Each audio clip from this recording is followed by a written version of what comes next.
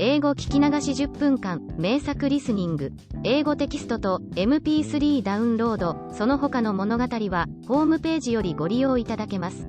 88thpp.com 88thpp.com And, as it seemed to her, blue waves nodded in a strange manner. Then she took off her red shoes, the most precious things she possessed, and threw them both into the river. But they fell close to the bank, and the little waves bore them immediately to land. It was as if the stream would not take what was dearest to her, for in reality it had not got little Kay. But Gerda thought that she had not thrown the shoes out far enough, so she clambered into a boat which lay among the rushes, went to the farthest end, and threw out the shoes. But the boat was not fastened, and the motion which she occasioned, made it drift from the shore. She observed this, and hastened to get back, but before she could do so, the boat was more than a yard from the land, and was gliding quickly onward. Little Gerda was very frightened, and began to cry, but no one heard her except the sparrows, and they could not carry her to land, but they flew along the bank, and sang as if to comfort her, "Here we are. Here we are." The boat drifted with the stream. Little Gerda sat quite still without shoes, for they were swimming behind the boat, but she could not reach them, because the boat went much faster than they did. The banks on both sides were beautiful, lovely flowers, venerable trees, and slopes with sheep and cows, but not a human being was to be seen. "Perhaps the river will carry me to little Kay," said she, and then she grew less sad. She rose, and looked for many hours at the beautiful green banks. Presently she sailed by a large cherry orchard, where was a little cottage with curious red and blue windows. It was thatched, and before it 2 wooden soldiers stood sentry, and presented arms when anyone went past. Gerda called to them, for she thought they were alive, but they, of course, did not answer. She came close to them, for the stream drifted the boat quite near the land. Gerda called still louder, and an old woman then came out of the cottage, leaning upon a crooked stick. She had a large broad-brimmed hat on, painted with the most splendid flowers. "Poor little child," said the old woman. "How did you get upon the large rapid river, to be driven about so in the wide world?" And then the old woman went into the water, caught hold of the boat with her crooked stick, drew it to the bank, and lifted little Gerda out. And Gerda was so glad to be on dry land again, but she was rather afraid of the strange old woman. "But come and tell me who you are, and how you came here," said she. And Gerda told her all, and the old woman shook her head and said, "Ahem. Ahem." And when Gerda had told her everything, and asked her if she had not seen little Kay, the woman answered that he had not passed there, but he no doubt would come, and she told her not to be cast down, but taste her cherries, and look at her flowers, which were finer than any in a picture book, each of which could tell a whole story. She then took Gerda by the hand, led her into the little cottage, and locked the door. The windows were very high up, the glass was red, blue, and green, and the sunlight shone through quite wondrously in all sorts of colors. On the table stood the most exquisite cherries, and Gerda ate as many as she chose, for she had permission to do so. While she was eating, the old woman combed her hair with a golden comb, and her hair curled and shone with a lovely golden color around that sweet little face, which was so round and so like a rose. "I have often longed for such a dear little girl," said the old woman. "Now you shall see how well we agree together." And while she combed little Gerda's hair, the child forgot her foster brother Kay more and more, for the old woman understood magic, but she was no evil being. She only practiced witchcraft a little for her own private amusement, and now she wanted very much to keep little Gerda. She therefore went out in the garden, stretched out her crooked stick towards the rose bushes, which, beautifully as they were blowing, all sank into the earth and no one could tell where they had stood. The old woman feared that if Gerda should see the roses, she would then think of her own, would remember little Kay and run away from her. She now led Gerda into the flower garden. Oh, what odor and what loveliness was there! Every flower that one could think of, and of every season, stood there in fullest bloom. No picture book could be gayer or more beautiful. Gerda jumped for joy, and played till the sun set behind the tall cherry tree. She then had a pretty bed, with a red silken coverlet filled with blue violets. She fell asleep, and had as pleasant dreams as ever a queen on her wedding day. The next morning she went to play with the flowers in the warm sunshine, and thus passed away a day. Gerda knew every flower, and, numerous as they were, it still seemed to Gerda that one was wanting, though she did not know which. One day while she was looking at the hat of the old woman painted with flowers, the most beautiful of them all seemed to her to be a rose. The old woman had forgotten to take it from her hat when she made the others vanish in the earth. But so it is when one's thoughts are not collected. "What?" said Gerda. "Are there no roses here?" And she ran about amongst the flower beds, and looked, but there was not one to be found.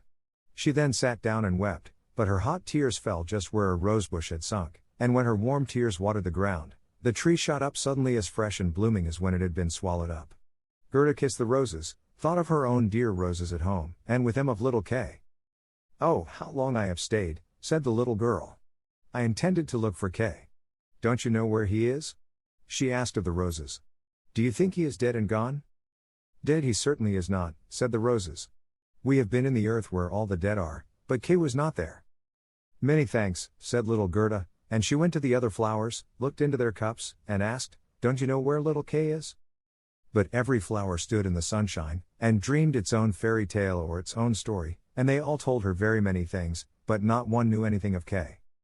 Well, what did the tiger lily say? "Hearest thou not the drum? Bum. Bum. Those are the only two tones. Always bum. Bum. Hark to the plaintive song of the old woman, to the call of the priests. The Hindu woman in her long robe stands upon the funeral pile, the flames rise around her and her dead husband, but the Hindu woman thinks on the living one in the surrounding circle, on him whose eyes burn hotter than the flames, on him, the fire of whose eyes pierces her heart more than the flames which soon will burn her body to ashes. Can the heart's flame die in the flame of the funeral pile?" "I don't understand that at all," said little Gerda. "That is my story," said the lily. "What did the convolvulus say?" "Projecting over a narrow mountain path there hangs an old feudal castle. Thick evergreens grow on the dilapidated walls, and around the altar, where a lovely maiden is standing, she bends over the railing and looks out upon the rose. No fresher rose hangs on the branches than she, no apple blossom carried away by the wind is more buoyant. How her silken robe is rustling. Is he not yet come?" "Is it Kay that you mean?" asked little Gerda. "I am speaking about my story, about my dream," answered the convolvulus. "What did the snowdrops say?" "Between the trees a long board is hanging, it is a swing. Two little girls are sitting in it, and swing themselves backwards and forwards, their frocks are as white as snow, and long green silk ribbons flutter from their bonnets. Their brother, who is older than they are, stands up in the swing, he twines his arms round the cords to hold himself fast, for in one hand he has a little cup, and in the other a clay pipe. He is blowing soap bubbles. The swing moves, and the bubbles float in charming changing colors, the last is still hanging to the end of the pipe, and rocks in the breeze. The swing moves. The little black dog, as light as a soap bubble, jumps up on his hind legs to try to get into the swing. It moves, the dog falls down, barks, and is angry. They tease him, the bubble bursts. A swing, a bursting bubble, such is my song. What you relate may be very pretty, but you tell it in so melancholy a manner, and do not mention Kay. What do the hyacinths say? There were once upon a time 3 sisters, quite transparent, and very beautiful. The robe of the one was red, that of the second blue, and that of the third white. They danced hand in hand beside the calm lake in the clear moonshine. They were not elfin maidens, but mortal children. A sweet fragrance was smelt, and the maidens vanished in the wood. The fragrance grew stronger, 3 coffins, and in them 3 lovely maidens, glided out of the forest and across the lake. The shining glowworms flew around like little floating lights. Do the dancing maidens sleep, or are they dead? The odor of the flowers says they are corpses, the evening bell tolls for the dead. You make me quite sad, said little Gerda. I cannot help thinking of the dead maidens. Oh. Is little Kay really dead? The roses have been in the earth, and they say no. Ding, dong. Sounded the hyacinth bells. We do not toll for little Kay, we do not know him. That is our way of singing, the only one we have. And Gerda went to the ranunculuses, that looked forth from among the shining green leaves. You are a little bright sun, said Gerda. Tell me if you know where I can find my playfellow. And the ranunculus shone brightly, and looked again at Gerda. What song could the ranunculus sing? It was one that said nothing about Kay either. In a small court the bright sun was shining in the first days of spring.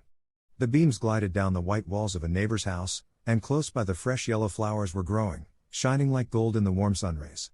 An old grandmother was sitting in the air, her granddaughter, the poor and lovely servant just come for a short visit.